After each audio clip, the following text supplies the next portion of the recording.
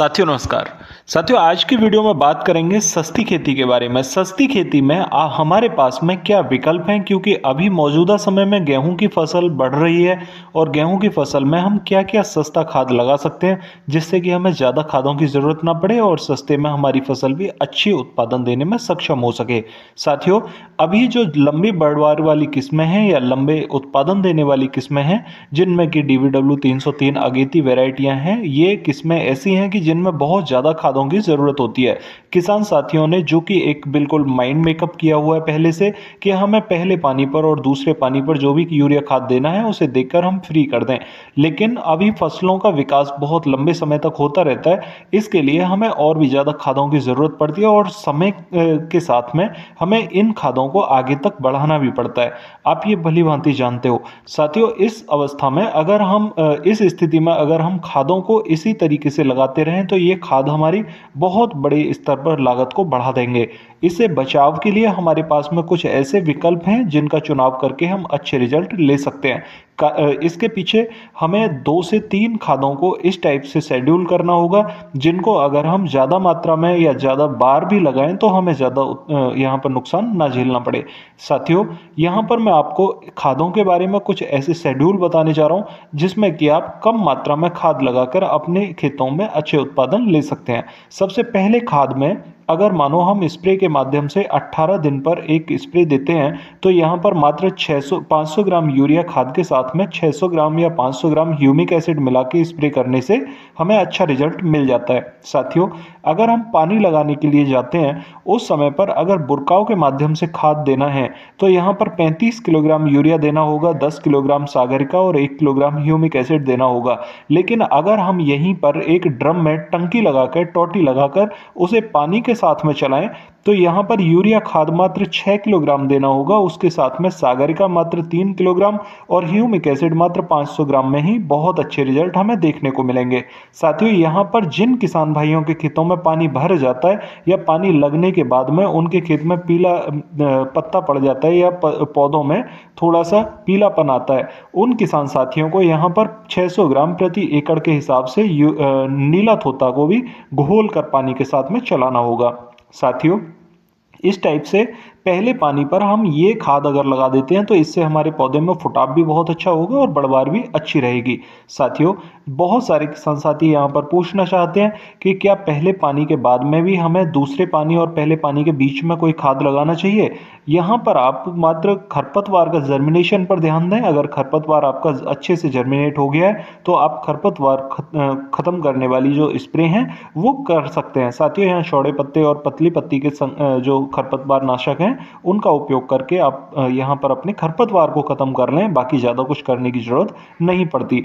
साथियों यहाँ पर जब दूसरा पानी लगाने के लिए हम जाते हैं उस समय पर हम देखते हैं कि पत्तियों में थोड़ा पीलापन की समस्या होती है और पौधे में हल्का सा पीलापन आ जाता है। इस अवस्था में अगर हमें ज़्यादा पीलापन देखने को मिल रहा है तो हम यूरिया खाद 35 किलोग्राम के साथ में जिंक सल्फेट यानी कि 5 किलोग्राम जिंक सल्फेट को मिक्स कर लेंगे और लेने के बाद में उसके साथ में सागरिका जो पहले हम यहाँ पर 10 किलोग्राम का एक पैकेज बना रहे थे उसको मात्र 5 किलोग्राम ले लेंगे। ह्यूमिक एसिड जो हम 500 ग्राम लगा रहे थे उसको हमें 1 किलोग्राम मिक्स कर लेना होगा दूसरे पानी पर और मिला के बुरकाव कर देना होगा। यूरिया खाद यहाँ पर 35 किलोग्राम लेना होगा। ठीक है, बुरकाव के माध्यम से अगर खाद देना है क्योंकि दूसरी डोज जो है उन्हें हमें हैवी देना होगा क्योंकि पौधा दबा हुआ है, इसके लिए हमें यूरिया खाद 35 किलोग्राम के साथ में ये डोज एक अच्छी मजबूत लगानी होगी।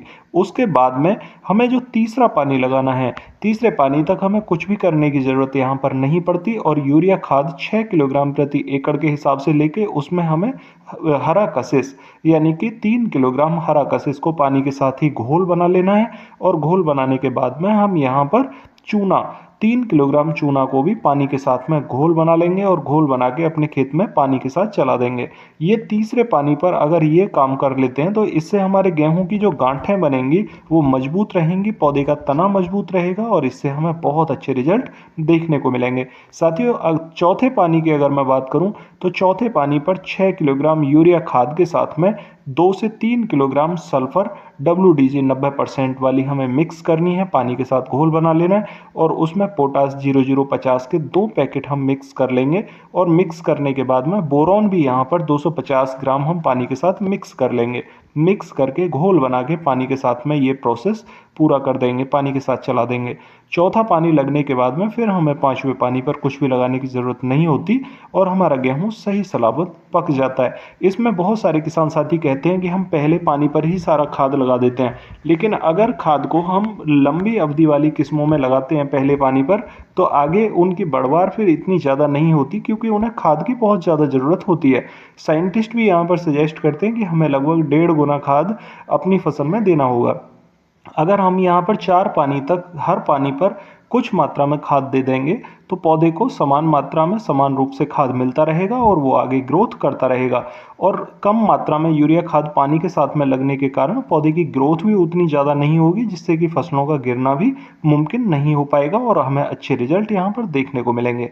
साथियों, इस टाइप से अगर आप काम करेंगे तो आपको ज़रूर अच्छे रिजल्ट मिलेंगे। कई सारे किसान साथी पूछते हैं कि नीला तोता को हम अगर गेहूं में लगाते हैं तो हमें क्या क्या लाभ देखने को मिलेंगे। साथियों, पहला पानी पर जब हम पहला पानी लगाते हैं तो थोड़ी चिकनी मिट्टी होने के कारण हमारे खेतों में पानी ज़्यादा भर जाता है और पानी भरने से खेतों में फंगस ज़्यादा देखने को मिलती है, पौधे की जड़ों पर फंगस आ जाती है। यहाँ पर अगर हम कॉपर ऑक्सीक्लोराइड लगाते हैं तो वो हमें महंगा पड़ता है, क्योंकि लगभग 450 रुपये का आधा केजी कॉपर ऑक्सीक्लोराइड मिलता है। बेटर ये रहता है कि उसकी जगह हम नीला तोता 1 किलोग्राम प्रति एकड़ के हिसाब से पानी के साथ में खाद के साथ में मिला के बुरकाव कर दें, या पानी के साथ में मात्र 600 ग्राम का घोल बनाकर चला दें। इससे हमारे पौधे में फंगस नहीं आती, क्योंकि कॉपर ऑक्सीक्लोराइड के अंदर जो हमारा फंगिसाइड है वो 50% होता है और नीला तोता के अंदर कॉपर 40% होता है। इससे मात्र 10% का गैप होता है और नीला तोता हमें 240 रुपये का मिल जाता है, यानी आधे रुपये की ही डोज है। तो साथियों, ये एक सस्ता फॉर्मुलेशन है। और इसके बाद में बात करूँ मैं हरा कशिश की, तो हरा कशिश हमें यहाँ पर मात्र 700 रुपये का 50 किलोग्राम का बैग मिल जाता है। ये काफ़ी सस्ता है, इससे सस्ता दूसरा प्रोडक्ट हो ही नहीं सकता। और तीसरे प्रोडक्ट की अगर मैं बात करूँ तो चूना यहाँ पर मात्र 8 रुपये किलो मिल जाता है और ये हमारे लिए बहुत सस्ते विकल्प हैं। अगर यूरिया की मैं बात करूं तो 3 पानी पर हम मात्र 6 किलोग्राम यूरिया चलाते हैं, यानी 18 किलोग्राम, और 1 पानी पर हम बुरकाव के माध्यम से यूरिया लगाते हैं 35 किलोग्राम।